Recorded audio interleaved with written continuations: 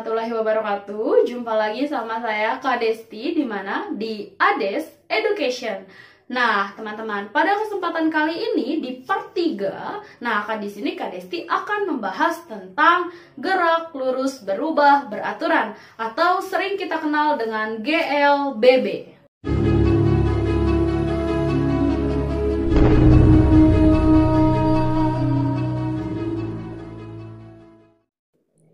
Untuk membantu channel ini agar dapat terus berkembang, jangan lupa bantu subscribe, like, komen, dan share ya teman-teman.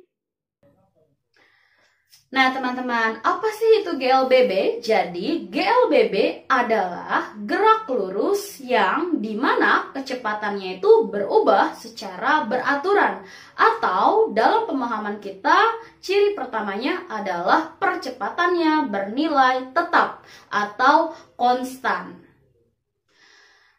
Oke, jadi kita sebelumnya belum membahas tentang percepatan. Nah, di kali ini, di video ini, Kak Desti bahas dulu. Sebelum kita memasuki GLBB, kita harus tahu dulu nih teman-teman, apa itu percepatan. Nah, jadi percepatan adalah sebuah kecepatan yang mengalami peningkatan atau kecepatan yang mengalami penurunan. Nah, kecepatannya itu mengalami kenaikan atau mengalami penurunan itu secara beraturan. Itu kita sebut dengan percepatan. Lalu, ketika kecepatannya itu menurun, kita sebutnya bukan percepatan, tapi kita nyebutnya adalah perlambatan. Biasanya perlambatan ditandai dengan nilai percepatannya itu adalah pakai tanda minus. Tanda minus di situ mengartikan bahwa itu adalah sebuah perlambatan. Paham ya teman-teman? Poin pertama yang akan kita pelajari di GLBB adalah mengenai grafik hubungan. Nah, jadi grafik hubungan yang pertama di sini yang Kak Desti bahas adalah grafik hubungan antara jarak atau simbolnya S dengan waktu, simbolnya adalah T. Nah, bagaimana sih Kak bentuk grafik hubungannya? Jadi bentuk grafik hubungannya seperti ini teman-teman. Ini ya. Nah, ini kelihatan. Ini adalah bentuk grafik dari hubungan antara jarak dengan waktu. Jadi semakin lama waktu yang kita punya, maka jarak yang akan kita tempuh juga akan semakin tinggi teman-teman, atau semakin besar nilainya gitu. Selanjutnya kita akan membahas grafik hubungan yang kedua. Nah, apa itu grafik hubungan yang kedua? Di sini grafik hubungan yang kedua adalah kecepatan dengan waktu. Nah, gimana bentuk grafiknya? Bentuk grafiknya seperti ini, teman-teman. Bisa dilihat. Jadi, bentuk grafiknya adalah ke sana. Nah, grafiknya seperti ini, teman-teman. Nah, grafiknya membentuk sebuah persamaan yang berupa garis lurus. Jadi, di mana perubahan waktu dan perubahan kecepatannya itu dia konstan atau teratur. Gitu, teman-teman. Berikutnya, grafik hubungan yang ketiga yaitu antara percepatan. Oh ya, percepatan di sini simbolnya adalah A dari bahasa Inggris, acceleration. Lalu dengan waktu. Nah, gimana grafik hubungan percepatan terhadap waktu? Nah, jadi hubungannya gini teman-teman. Tadi kita tahu bahwa kecepatan di GLBB itu meningkat secara teratur. Nah, kecepatan yang meningkat secara teratur sehingga membuat percepatannya itu bernilai konstan atau bernilai tetap. Jadi, kita bisa melihat grafik hubungannya seperti ini, teman-teman. Nih. Nah, grafik hubungannya seperti ini karena percepatannya itu bernilai konstan atau tetap. Oke teman-teman, selanjutnya Kak Desti akan memberitahukan kalian secara ilustrasi. Jadi seperti ini ilustrasinya. Gimana sih Kak ketika GLBB? Nah, jadi gini teman-teman, GLBB, gerak lurus berubah beraturan, tadi kan mengalami dua kecepatan. Ada kecepatannya yang meningkat dan ada kecepatannya yang menurun. Nah, jadi ketika kecepatannya meningkat, maka kita sebut dia namanya GLBB dipercepat. Berikutnya, nah ketika dia mengalami penurunan, maka kita sebut dia namanya GLBB diperlambat. Gitu ya teman-teman. Nah, ilustrasinya seperti apa sih Kak? Nah, ilustrasinya seperti ini teman-teman. Contohnya, teman-teman itu naik sepeda. Naik sepeda nih. Ketika naik sepeda di suatu tanjakan, kira-kira mengalami GLBB apa teman-teman? Mengalami GLBB diperlambat gitu ya teman-teman. Ketika naik diperlambat, ketika mendatar itu adalah GLB yang pertemuan sebelumnya. Nah, berikutnya ketika teman-teman mengalami naik sepeda dalam posisi turunan, nah itu kita sebut dia GLBB dipercepat. Nah, kenapa sih Kak Desti kok ketika nanjak kita jadi diperlambat? Iya teman-teman. Nah, teman-teman kan juga merasa lebih berat nih mengayuh sepedanya. Kenapa sih kayak gitu? Nah, karena di situ kita melawan arah gaya gravitasi bumi. Seperti itu teman-teman. Oke, selanjutnya biasanya di sekolah-sekolah tertentu ada yang menggunakan praktikum. Nah, praktikumnya itu menggunakan mobil troli.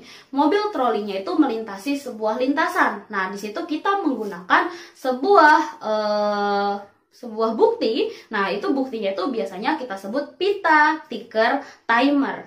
Biasanya ketika berlangsung soal-soal ujian nasional, banyak juga nih teman-teman keluar tentang soal-soal pita tiker timer dan tetesan oli. Bagaimana cara kerja pita tiker timer dan tetesan oli pada bab GLBB?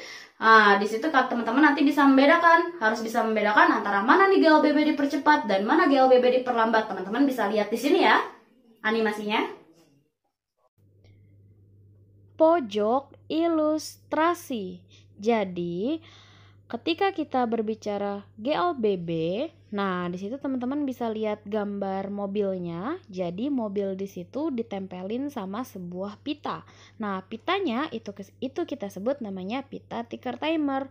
Nah, di situ mobilnya berjalan sehingga jejak rekaman perjalanan si mobil tersebut itu terekam oleh pita yang sudah disangkutkan oleh mobil itu. Jadi di situ kelihatan ya titik-titiknya. Nah, jadi kesimpulan yang bisa kita simpulkan adalah ketika titik-titik itu jaraknya adalah sama, maka kita sebut itu namanya adalah gerak lurus beraturan atau GLB. Berikutnya, lihat yang di keduanya, ketika titik-titiknya dari jarak jauh-jauh lalu menuju ke lebih rapat, dari renggang ke rapat, nah itu kita sebut menjadi GLBB dipercepat.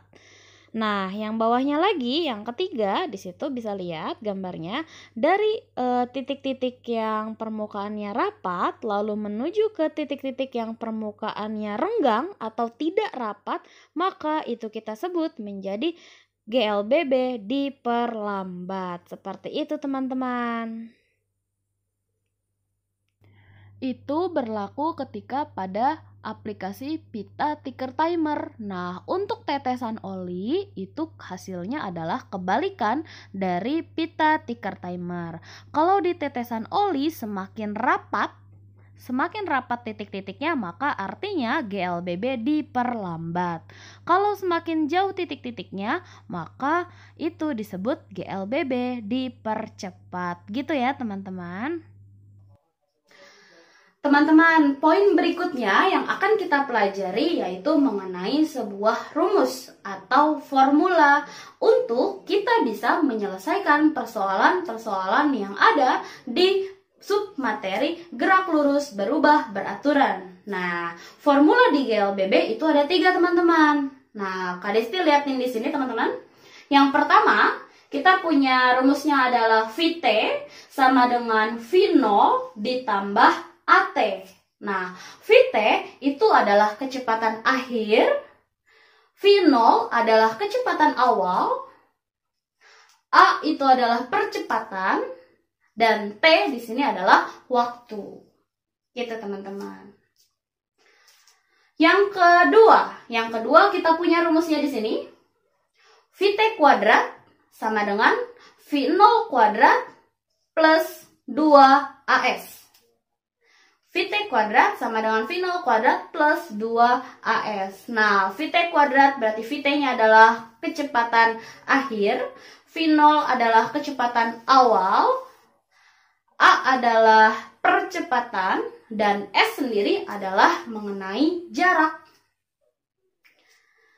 Formula atau rumus yang ketiga di GLBB, teman-teman bisa lihat di sini. Rumusnya adalah S sama dengan V0 dikali T ditambah setengah A T kuadrat.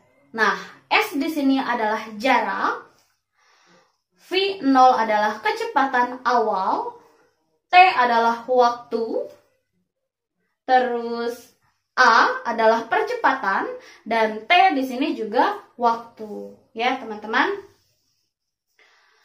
Oke, jadi gimana sih Kak kita cara menggunakan rumus itu? Jadi ke teman-teman menggunakan rumus itu tergantung keadaan soalnya. Kira-kira apa yang diketahuinya, apa yang ditanyanya. Nah, teman-teman biasakan ketika mengerjakan soal fisika itu tulis dulu yang diketahuinya ada apa aja, yang ditanyanya apa. Nah, kira-kira dicocokin nih untuk ini kira-kira rumusnya pakai rumus yang kemana ya? Yang pertama, yang kedua, atau yang ketiga. Itu untuk memudahkan teman-teman. Oke, selanjutnya kita akan membahas tentang contoh soal penyelesaian yang ada di submateri GLBB. Nah, soalnya ada di sini, teman-teman bisa catat dulu. Dicatat soalnya. Oke.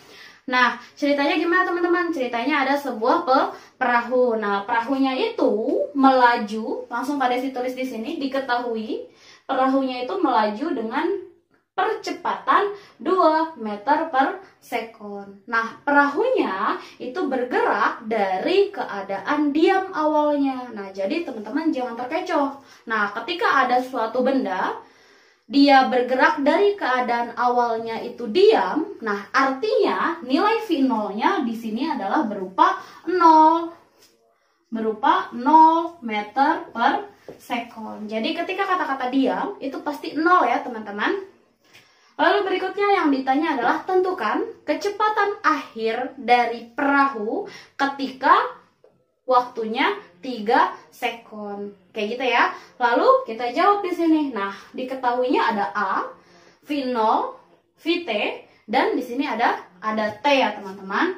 Nah, berarti kira-kira kita penyelesaiannya pakai rumus yang mana? Nah, kita penyelesaiannya pakai rumus yang pertama. Rumus yang pertama kita punya VT sama dengan V0 plus A kali T. Nah, oh ya teman-teman, Kak Desti lupa tambahin. Ini di sini ditanda ini sebenarnya bisa plus, bisa juga minus. Nah, tapi kalau cara teman-teman biar memudahkan, ini kita pakai tandanya plus. Jadi, ketika mengalami perlambatan, yang dirubah bukan tanda ininya. Yang dirubah adalah nilai percepatannya, gitu ya. Selanjutnya, kita masukin di sini VT-nya yang ditanya. VT sama dengan V0-nya berapa? V0-nya 0. Ditambah A-nya berapa? A-nya adalah 2. Dikali T-nya berapa di sini teman-teman? T-nya adalah 3. Maka kita punya VT sama dengan 0 ditambah 2 kali 3 berarti kita punya di sini 6 meter per sekon. Kecepatan akhir dari perahu ketika waktunya adalah 3 sekon. Gampang ya teman-teman? Selanjutnya kita bahas contoh soal yang kedua. Nah, contoh soal yang kedua, teman-teman bisa lihat soalnya di sini. Dicatat ya. Oke, contoh soal yang kedua ceritanya ada sebuah mobil. Nah, sebuah mobil ceritanya dia bergerak dengan kecepatan awalnya adalah 5 meter per sekon. Lalu kecepatan akhirnya adalah 15 meter per sekon. Waktunya saat itu adalah 2 sekon. Lalu pertanyaannya apa Kak? Pertanyaannya adalah tentukan jarak. Nah, jarak yang ditanya ketika T-nya adalah 3 sekon. Gitu ya, teman-teman. Oke, kita punya rumusnya untuk menentukan jarak. Kita tulis di sini jawab. Jawab. Kita menentukan jarak. Nah, jarak itu rumusnya apa teman-teman tadi? Rumus yang ketiga. Dimana rumusnya adalah S sama dengan V0 dikali T ditambah setengah kali A kali T kuadrat. Ini ya teman-teman rumusnya. Oke. Lalu berikutnya, nah kita punya rumus gini. Berikutnya kita bisa masukin S sama dengan V0-nya berapa? Di sini V0-nya 5. Berarti 5 dikali T-nya berapa? Dia minta dalam waktu 3 ketika 3 sekon. Berarti 5 dikali 3 ditambah setengah dikali A. A-nya mana nih teman-teman? Nah, A-nya kita belum punya. Ketika kita belum punya, kita tulis aja dulu di sini A. A dikali T-nya 3, berarti kita tulis di sini 3 kuadrat. Nah, terus gimana dong Kak kalau nggak ada A-nya? Nah, teman-teman nggak usah panik. Kalau nggak ada A-nya, kita punya keadaan yang pertama. Ya, di sini Kak Desti namain keadaan 1. Ya, di keadaan 1 kita bisa di sini mencari apa teman-teman? Keadaan 1 di sini kita mencari A. Ya, kita mencari A atau mencari percepatan. Nah, gimana sih teman-teman cara cari percepatan? Kita punya V0, punya VT, dan punya T. Berarti kita punya di sini menggunakan rumus yang pertama. Rumus yang pertama di sini Kak Desti tulis mencari nilai A. Nah, mencari nilai A atau percepatan. Berarti kita punya rumusnya VT sama dengan V0 ditambah A dikali T. Ini rumus untuk yang mencari percepatan. Rumus yang pertama. Berarti VT-nya kita masukin berapa di sini? 5. 15 sama dengan V0-nya berapa? 5 ditambah A-nya yang kita cari, T-nya berapa? Nah, T yang di sini yang akan kita gunakan adalah ketika T-nya di sini adalah 2 sekon. Kita masukin di sini teman-teman. Nah, kita masukin dikali 2. Seperti ini. Nah, ini adalah konstanta atau angka. Di sini juga adalah konstanta atau angka. Angka sama angka kita hubungkan. Kita gabungkan. Berarti di sini 15. 5-nya pindah ruas, maka di sini jadi min 5 sama dengan A dikali 2 adalah 2A. 15 dikurang 5 adalah 10 sama dengan 2 kali A, berarti A sama dengan 10 dibagi 2. Berarti kita punya nilai A adalah 5 meter per sekon kuadrat. Nah, 5 di sini baru kita masukin teman-teman. Masukin di sini ya. Nih, kita masukin A di sini. Oke, selanjutnya teman-teman bisa lihat di sini. Ya, kita ambil, kita punya S sama dengan 5 kali 3 tambah setengah kali A-nya kita masukin 5 dikali T-nya tadi berapa? 3 kuadrat. Kita hitung S sama dengan 5 kali 3 adalah 15. Nah, 15 ditambah setengah dikali 5, 3 dikali 3 berapa teman-teman? 3 kali 3 sama 9. Berarti kita punya S sama dengan 15 ditambah 5 kali 9 berapa? 45. Tulis setengahnya di sini dikali 45. Berarti S sama dengan 15 ditambah coret berapa? 45 dibagi 2? Berarti 22,5. Berarti S sama dengan 22 ditambah 15 berapa teman-teman? 37,5 meter. Berarti jarak yang ditempuh sama mobil dalam waktu 3 sekon di sini adalah 37,5 meter. Seperti itu teman-teman. Masih gampang ya? Oke teman-teman. Nah, pertemuan kita di part 3 kali ini sampai di sini dulu. Nah, pembahasan terkait tentang gerak berarti partnya udah selesai ya teman-teman. Ada part 1, part 2, dan ada part 3. Nah, berikutnya Kak Desti akan membahas latihan-latihan soal untuk teman-teman persiapan ulangan harian. Jangan lupa untuk di-subscribe, di-komen, di-like, dan di-share ke teman-teman yang lainnya untuk kita bisa belajar bersama. Oke, sampai jumpa teman-teman. Jangan lupa belajar hari ini.